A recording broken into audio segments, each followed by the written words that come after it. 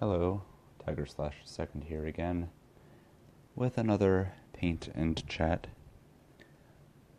I know when I started doing this wasn't what I planned to dedicate the channel to, but with 8th being about, what is it, say we're about a month away now. Maybe a little sooner.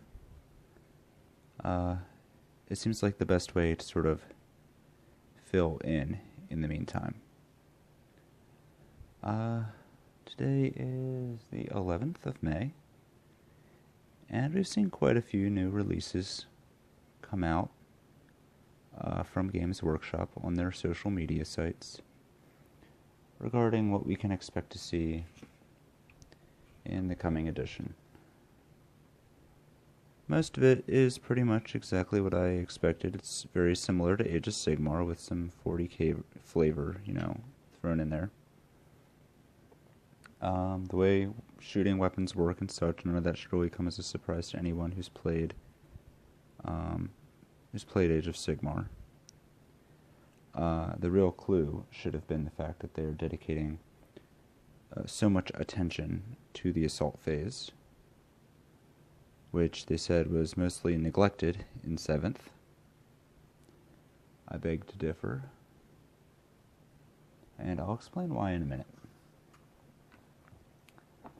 We saw a snapshot of the Eldar, either today or yesterday, I forget, talking about how scat bikes and warp spiders weren't just going to be the best things in the world, but that howling banshees would be able to attack first even if they're charged, and Mandiblaster attacks from scorpions doing mortal wounds. Interesting stuff. Interesting. Once again, I'm not surprised. This happens every time they release a new rule. It's, oh my gosh, this is going to just make this unit completely unusable. And then it turns out that unit has some special such that makes it completely immune. Like, for instance, Howling Banshees would have been absolutely destroyed if they'd gotten charged, because Howling Banshees have always been kind of fragile. But now they won't be, because they have some special rule that negates that glaringly obvious weakness. And I think that's what we're going to see right down the line. There's going to be a unit, it's going to have a rule, it's going to remove some glaringly obvious weakness that it otherwise would have incurred for being that unit. So yeah, I'm expecting this new edition to be more balanced than a previous edition, and also very similar to Age of Sigmar. I know they said that they weren't trying to Sigmarize 40k, but by hook or by crook, that seems to be what they're trying to do. They're pulling the wool over our eyes by saying that, but, I mean, anyone who's played both games can clearly see the direction this is headed. I would be willing to bet, for open play, there would be an option by the end of 8th edition, by the end of whatever, 4 years down the road. There would be rules for playing Age of Sigmar and 40k together, like there is with War Machines and Hordes. That is my prediction. By the time all of this merging of the two systems rules sort of coalesces into one gigantic Space Marine Sigmarine game. I do love my Irish whiskey. Okay. So aside from the similarities to Age of Sigmar in terms of just the rules, well, what does that imply for gameplay? Well, Age of Sigmar is very focused on melee combat. The shooting is relatively weak. There is some. War Machines are quite powerful. So I expect 40k will be very similar. We will see War Machines be quite powerful. Shooting will not be as good as close combat. And we'll probably see the Tau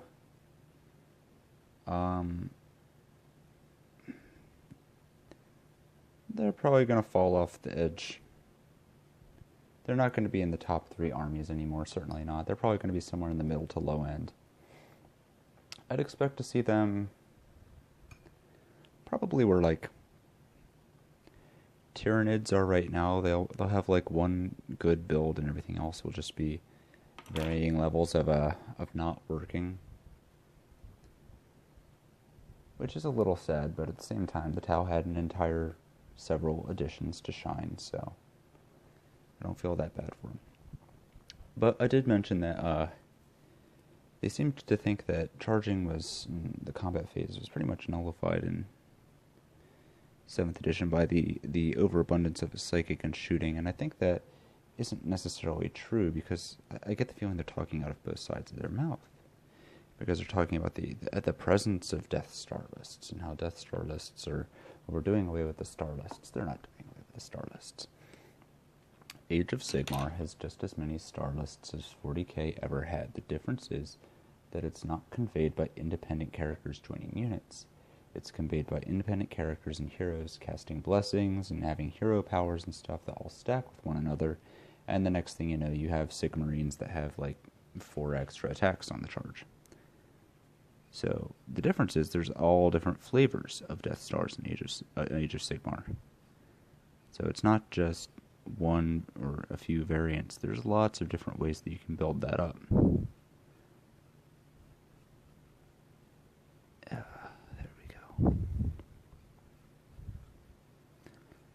And we'll probably see something similar in 40k. People are going to be able to,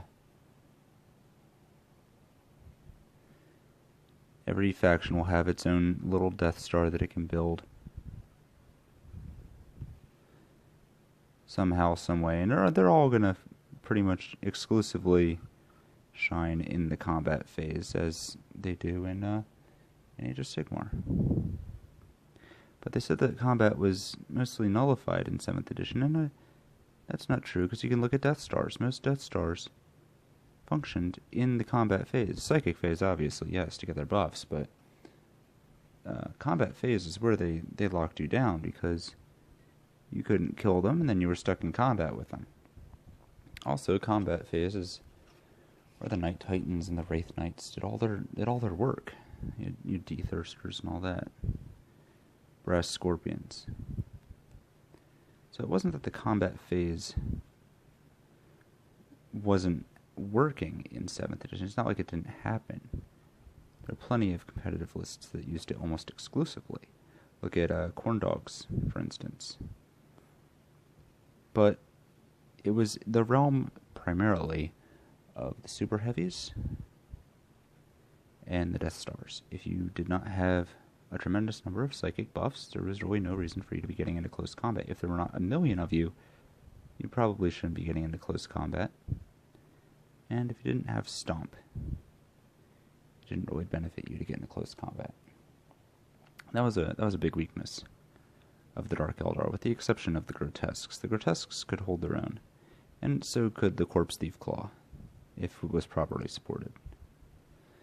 But by and large, you didn't want to get into close combat unless you had either a tremendous number of psychic powers, like a Death Star, or some really good close combat weapons, like a Seer Council, or Stomp, like Wraith Knight. So what they're doing now is they're trying to move the combat phase into something everyone can enjoy. Bring the kids. Bring Ma, Pa, and the kids. Everyone can get a swing in close combat. It's not one-sided anymore. Everyone has an option. And that's good. I'm glad they're rounding it out, and I'm hoping the shooting phase isn't completely abandoned in favor of it. I do enjoy my shooting. I'm a Eldar player, after all. I do enjoy lots of poison shenanigans, but Dark Eldar have plenty of close combat options too. We have our witches, we have our incubi, Coven's units, of course. Very good. It would be interesting to see what they do with things like Racks and Hellions, which have always, to me, kind of straddled the line. Hellions are just not good at anything, so it's difficult to say if they're a close combat or a shooty unit. Racks have good shooting, but only from special weapons. Everything else is poison close combat, which they don't do nearly as well as the Grotesques. Just not nearly as well. The Scourges always seemed like viable for close combat. Not the best, but certainly viable. If they were just reworked a little bit more. But I'm not sure that's going to happen. I don't think they're going to get that. I think they're probably going to remain a special weapons squad.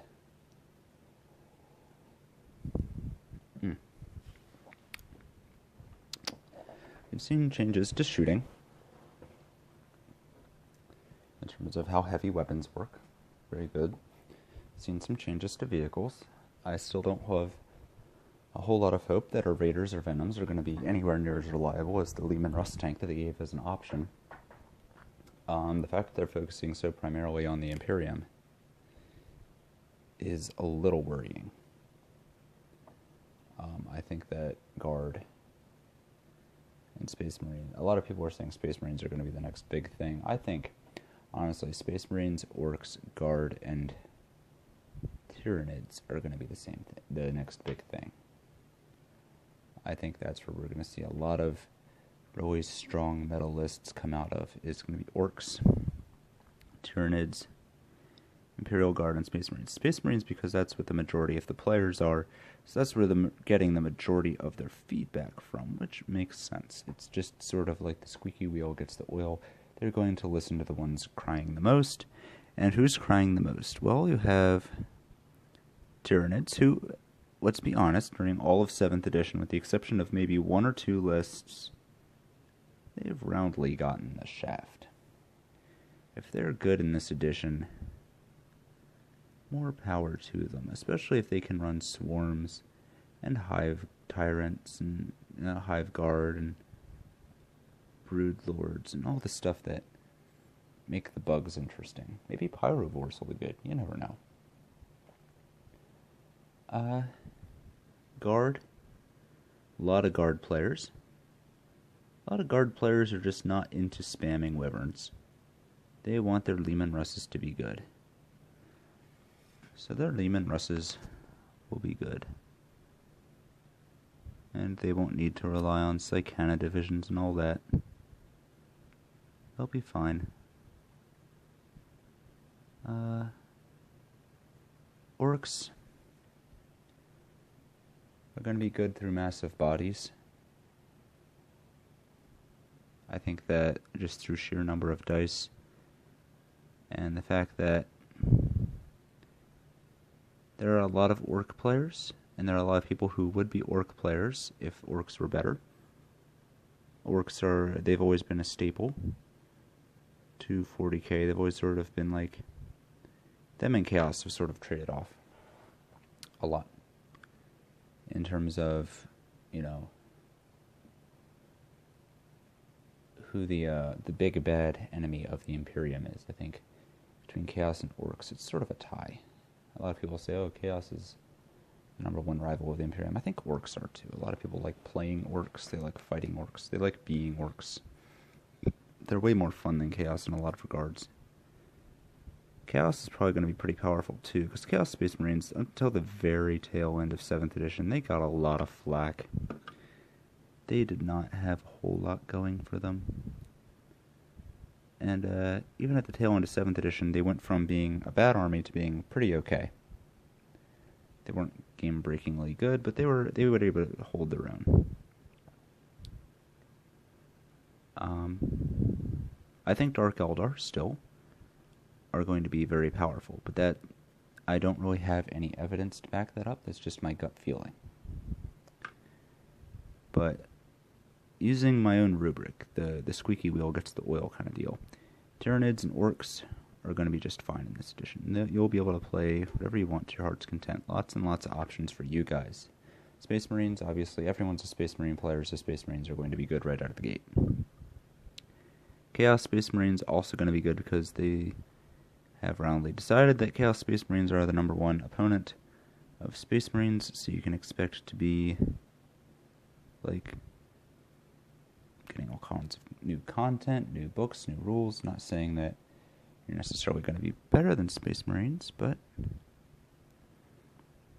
you will certainly not be left behind the same way you were in 7th edition, at least by what I've seen so far. Everything I've seen indicates that, yeah, Space Marines are going to be in a good spot. I think Death Guard are probably going to come in that starter box. Probably. Just a hunch. Eldar, probably going to get nerfed a bit. I think Eldar aren't going to be nearly as good as they were in 7th edition, or 6th edition for that matter. They're probably just going to return to being like middle of the pack, maybe lower end of the middle of the pack.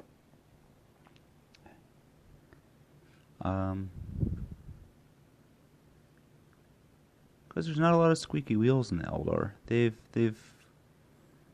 had their day in the sun, and I think a lot of people are tired of the Eldar shenanigans that they usually pull. No one wants to see the Eldar go away, but there's lots of people who just straight up hate Elves for no apparent reason. So I don't think the Eldar are going to be too great, which is why I have no problem painting an entirely fluffy Eldar army.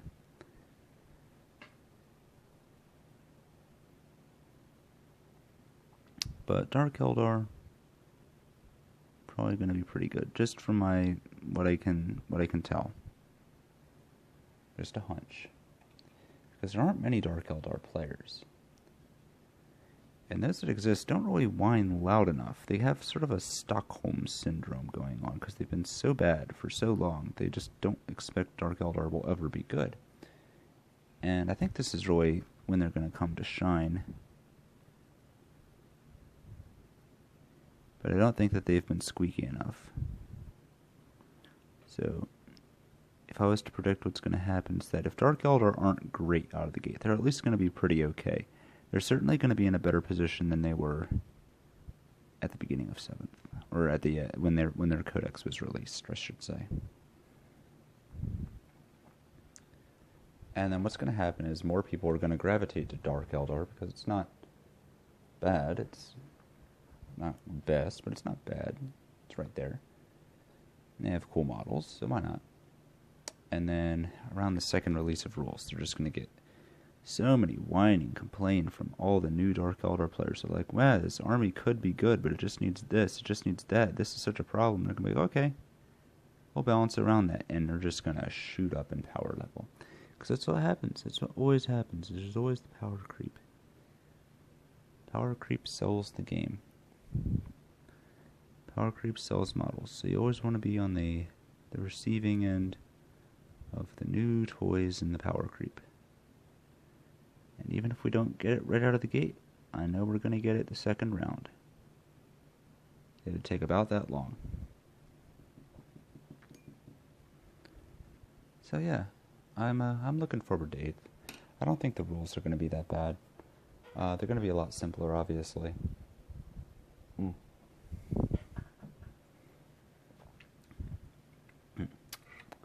They are definitely knocking on Age of Sigmar's door. For good or ill.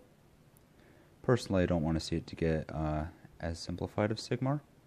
I think there's probably going to be a middle ground where Sigmar gets gradually more and more complex, and 40k gets more and more simple, and then they'll meet in the middle, and then you'll be able to play between factions. Between game systems, rather. So you'll have your 40k versus Stormcast Eternals. Because why not? It's all about trying to sell as much models as possible. Whenever you're thinking about GW's new business strategies, just think, what would sell the most models? Because they make money on the books, but not as much as the models. They really want to sell those models. So what would sell the most models? Well, let's give the basic game rules away for free. So there's no reason not to play with your models.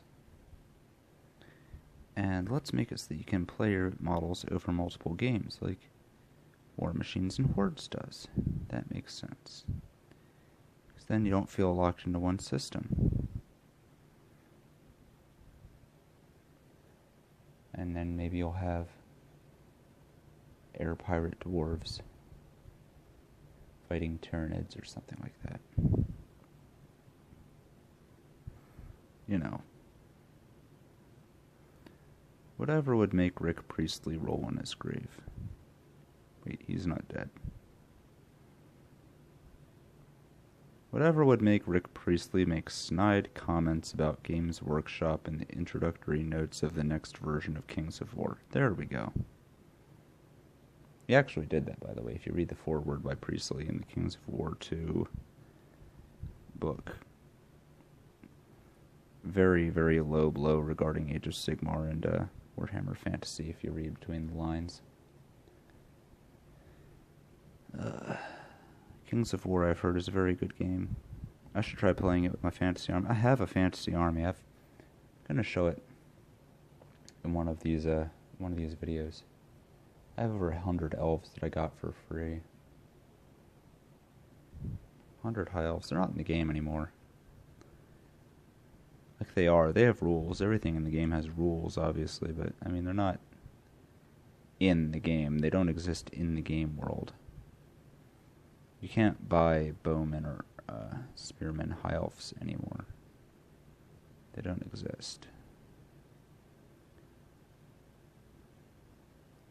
All you got is like the mages and stuff. Even those are going to go the way of the dodo soon, I think. I heard Dark Elves were going to be coming soon. And I heard tell they're going to be worshippers of Slaanesh. That'd be weird. That wouldn't make a lick of sense. But nothing in that game makes a lick of sense. That's why I don't really invest myself in the lore. That's the thing about my high elf army. People complain to me that I complain about the lore. People complain that I complain, which is weird enough. I'm allowed to not like things. I don't like the Gathering Storm lore. I don't like advancing the story. Because advancing the story basically squats armies without removing them from the game. Tomb Kings have rules. They're not in the game. They don't exist anymore. You can't buy them anymore. You can play them, sure, for however long the rules are going to be published. My High Elves aren't in the game anymore. They have rules, but they're not in the game. Why invest myself in the lore when I'm just going to have to get rid of the lore? Because GW decides, you know what? We don't need that faction anymore. We don't need that planet anymore. We don't need that setting anymore. We don't need that craft world anymore. Whatever it may be. It's gone. That character's dead. Or whatever. Yeah, sure, you could have rules to play it. But they don't exist anymore. There's no point forging a narrative with them. So why bother? That's the feeling I get. So my High Elves, I just finished salvaging them, and they're all unpainted. And I don't have a lore for them, I don't have a background. I'll play them with whatever. I've got a few Slaaneshi demons that I like to run them with, because even though it doesn't make a lick of sense in the lore, I don't care. I think the Slaaneshi demons complement the army very well in terms of playstyle. So, what can I put? So I run them with those, and my opponents always give me like an odd look, like Slaanesh demons with High Elves. What is this? What's going on here? I'm just like, I don't care. I don't care.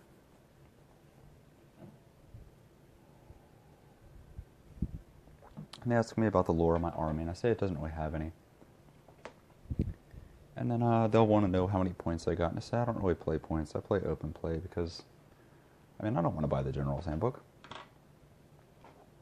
I don't want to have to invest any money in the game, because I didn't invest any money in my army, so I have no real attachment to my army. There's just a bunch of High Elves. They don't have names. None of my characters have names. My army doesn't have a name. It's not decorated any particular way. I just sort of built things out of spare parts that I got with the army.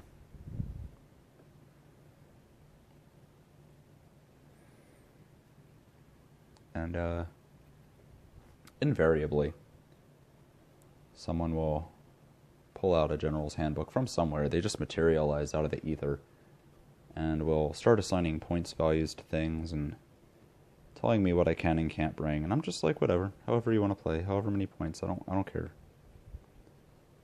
And we'll set up, and I'll set all my dudes up in formation while there's like a bunch of orcs or skaven or whatever scattered about the other side of the board, all on their round bases. Because I like to see my units in formations. I like to march them around like they're infantry. That's neat to me.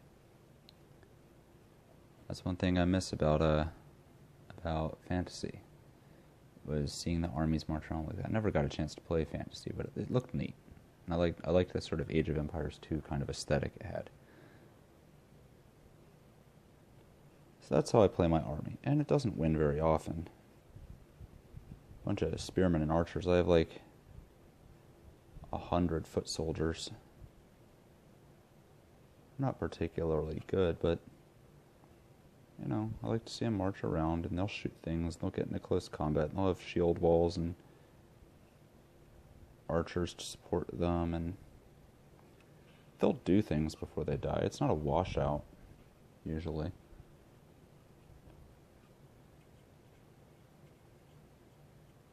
My opponents always look at me weird, like, why is he doing that? Why is he marching them like that? He knows it doesn't confer them any bonuses, right? Why bother? And I just say I find it fun. And they just think I'm weird. Or that I'm a salty fantasy player, which I'm really not. I never was invested in fantasy, I just refuse to invest myself in Sigmar. Why would I bother investing myself in a game system that I know is going to change? And is going to remove my narrative for some different narrative that someone in a cubicle in Nottingham came up with, that I have to completely change my army around. So I show up with my unpainted mans. I pull them out of cardboard boxes, and I roll dice, and I move mice, and we play a game, and at the end I pack up my dudes inside of tiny cardboard boxes and squish them in there. And my opponent takes his painted models and puts them in some $200 carrying cases. He's coating them in foam and strapping them in and stuff, and we don't really talk about our games that much. There's nothing really to talk about. I will admit I'm probably the most cancerous player at the Age of Sigmar games. And it's not because I'm not courteous or anything like that. I'm a perfectly courteous opponent. I just don't invest myself in my army. And so I'm not much fun to play against when someone has invested themselves in their army. And I admit that. But at the same time, if I was to invest myself in my Age of Sigmar army, it would be entirely for the benefit of someone other than myself. Because I, frankly, don't care.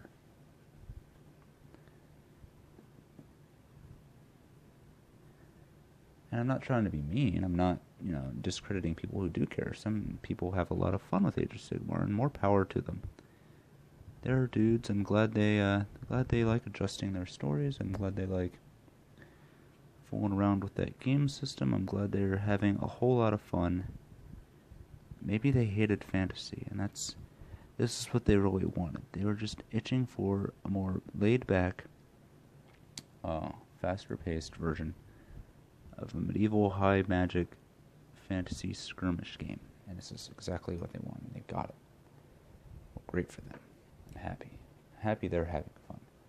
I'm not having fun when I play like that. Not when I'm investing myself. I like very hands-off approach. I'll play to the tactics. I'll play to the field. I'll play a hard game. I'll put up a fight. But I'm not gonna put myself into that game. Because there's no point. Not for me. And that, ultimately, is what I'm afraid is going to happen with 40K. A constant advancement of the plot, a constantly shifting characters and setting. So that's the thing. Getting at, I guess, arguments. I wouldn't necessarily call them arguments. Disagreements, maybe, with people, or whether it's a setting, or whether it's a story, because the two are very different things, and you can't get them confused. A setting is set. That's why it's called a setting. It doesn't move. It is the background for your campaign. And D&D is a setting. The Forgotten Realms, Greyhawk, those are settings. They don't really move. They move from edition to edition. They change a little bit here and there, but by and large, they don't move. And you can always go back to a previous edition's setting and know exactly what you're looking at. You'll just say, I'm using a 3.5 setting. There you go. There's your Greyhawk. And then you have stories. And stories change. Stories change constantly. Now, my issue comes from the fact that when I was getting into this game, I was told explicitly by Games Workshop, in my codex and in the rulebook, by my friends playing the game, you have to forge your own narrative. You're in charge of forging your own narrative for your dudes, because the setting's there to set the stage. Everything about your dudes, everything that they do, everything that they have, that's entirely up to you. You have to come up with that. And maybe you come up with it as you play games. Maybe you come up with it on your own before you even play.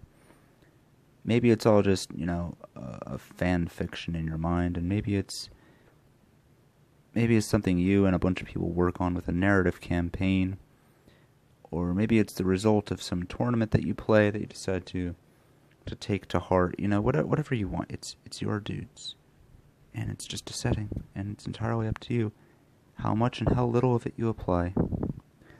And then that attitude changed with the Gathering Storm. That attitude changed to, it's a story. We have to advance the story.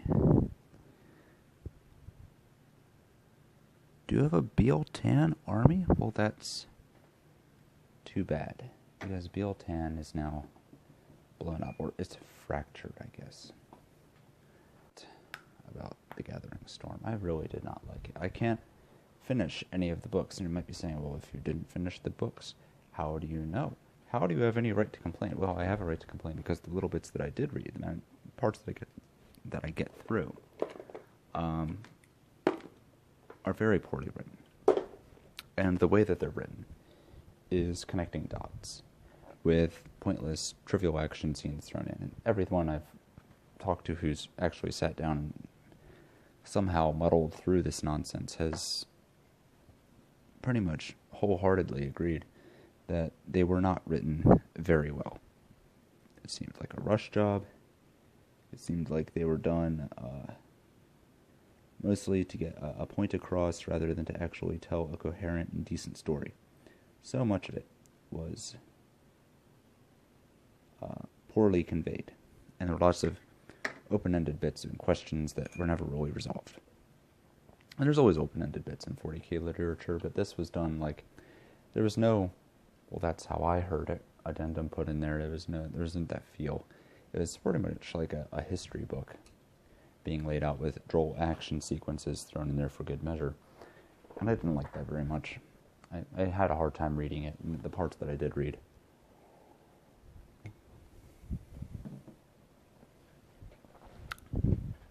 But let's take let's take this as an example. My Biel-Tan army. When I was getting ready for a tournament, I decided to build an Eldar army, and I wanted a meta Eldar army. So I was like, well, how do I do that? start collecting kits. Of course. I'll get as many start collecting kits as I can, and I will put together a whole bunch of scat bikes, and I'll get a free Seer Countable out of it as well, because it's like you buy enough start collecting kits, you get enough Skyrunners, you can get yourself a Seer Council for free, or baked into that pie. And I was like, okay, that sounds like a good deal to me. You buy enough boxes, you basically get handed a competitive list. But then I had all these tanks left over, and I was like, well, what do I do with all of these tanks? Because these tanks aren't exactly meta. No one runs fire prisms and night spinners. These were the part of the start collecting kits that haven't been selling very well. So they were just thrown in there. And I decided, okay, well, I'll make them into a completely separate Eldar army, because all of my my jet bikes I painted up in the Siam Han paint scheme, because it made sense to me. They're jet bikes, they should be part of Siam Han. But these tanks, I was like, nope. These are going to be part of Bieltan. And they're going to have their own autarch. It's like a World War I or turn of the century, field general.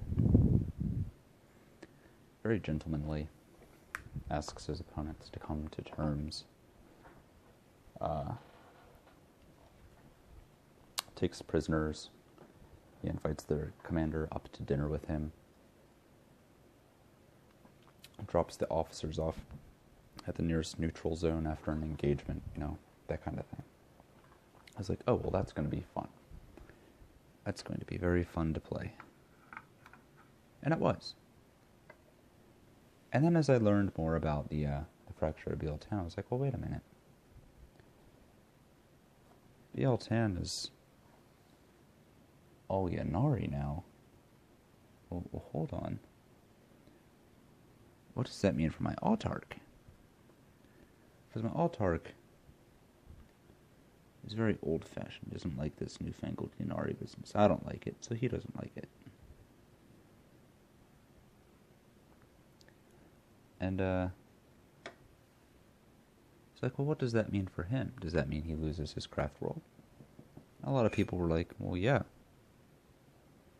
His craft world is in pieces now. It got blown up, or it's reduced, it's fractured into a bunch of different ships. It's something like that. I don't know. One way or the other, it's in a bunch of pieces. And they're very, very close with the Yanari now. And I'm not a fan of the Yanari, so I was like, well, that kind of stinks. So what do I do for him? It's like, well, I mean, it's your lore. You can come up with whatever you want. It's like, yes. Yes, it is my lore. And I liked it exactly the way that it was. I was very invested in my guy. They're like, well, he can still be your guy, and he can still do everything that you talked about. I was like, he can? He's like, yes, just not with Bieltan. I was like, well, then it's not really the same, is it? So my options were either come up with a reason why he's still doing his thing, but not in the craft world, or come up with some sort of story as to how he's still in the craft world, or something. Basically, I had to change my dude to fit the new narrative. And I didn't like that. No one should have to change their dudes to fit the story. They should change the story to fit your dudes. The tail is wagging the dog.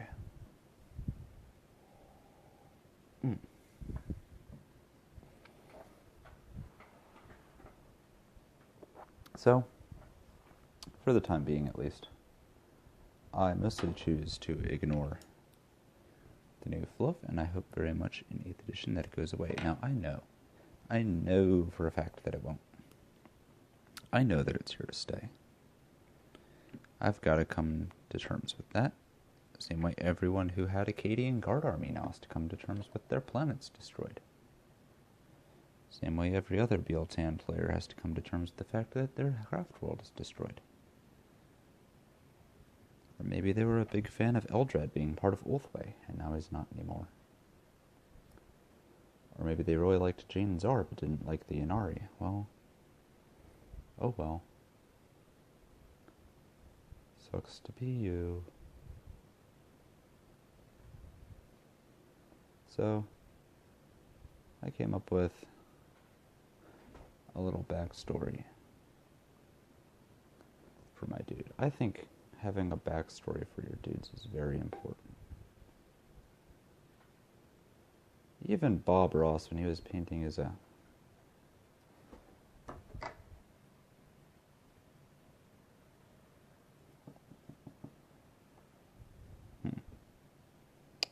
I'm going to cut this one here.